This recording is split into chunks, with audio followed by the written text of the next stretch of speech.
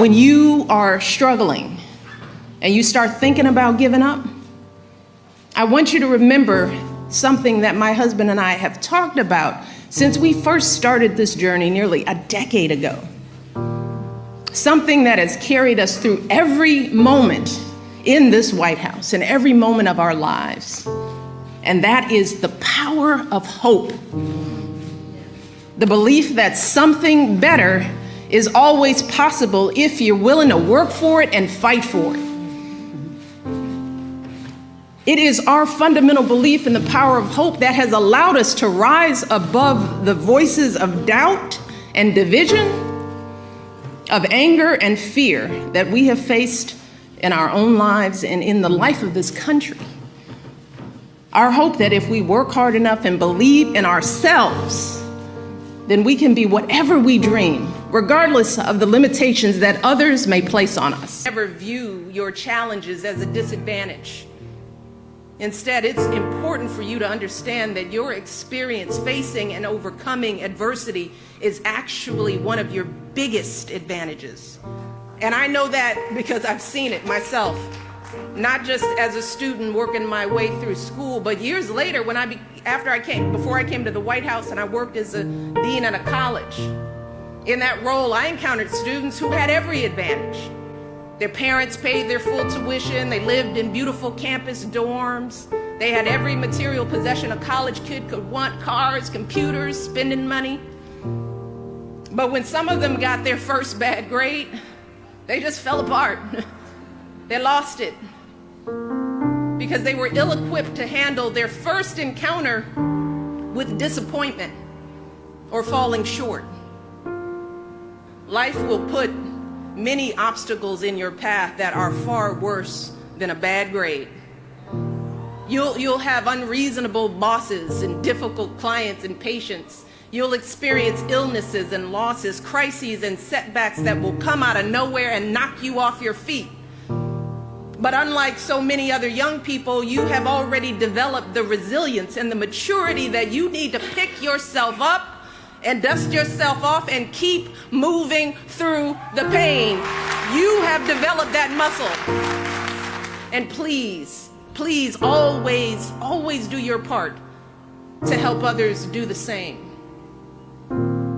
People told me that I might not be able to do well in school for whatever reason. I was always a good student. I worked hard, but I thought there was some magic that happened that made you really, I didn't know that it was just plain old hard work. So there were periods of doubt for sure. I think I have doubts today. Doubts don't go away. You just learn how to deal with them. You start knowing yourself and you become more confident. The more successes you have, the more chances you take. You don't let the failures or the stumbles define you. Everybody falls every now and then. Some people fall a lot. And what I realize is that we have long lives if we're healthy and we do what we're supposed to do. I'm 47 years old. So think about it. Whatever mistake I made when I was 13, who cares? So think about life as a long trajectory. But at the same time, you don't want to make huge mistakes, because when you're young, making big mistakes can last forever, right?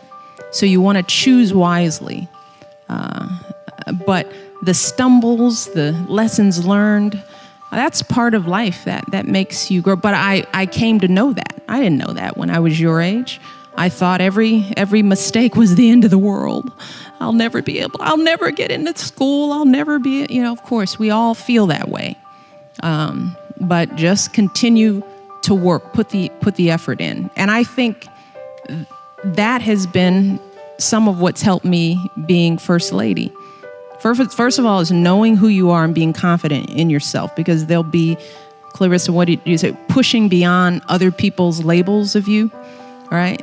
That's a big part. That's what we do to each other all the time. We don't even know each other, and we already determine from one glance, meeting, one line, one word, one phrase, this is who you are. So you have to know who you are before that. and you live that reality, and you keep living it out no matter what. And if you're have good character and good intentions, that ultimately shines through. But in the end, it's hard work. And I like to work hard, and I like to do good things. And you practice that now. And believe it or not, I didn't know it. It prepared me to be the First Lady of the United States. I didn't know. I guess I'm doing okay. But you know what? Every day we just get up and keep doing what we think is the right thing. Stop worrying so much about getting things wrong. Success has nothing to do with perfection.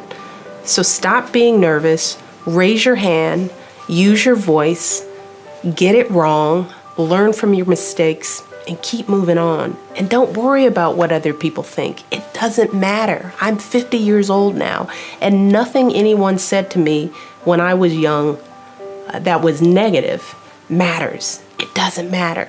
So be brave, use your voice, ignore the doubters, and work hard, because life is hard work. Don't be afraid of it. Just do it.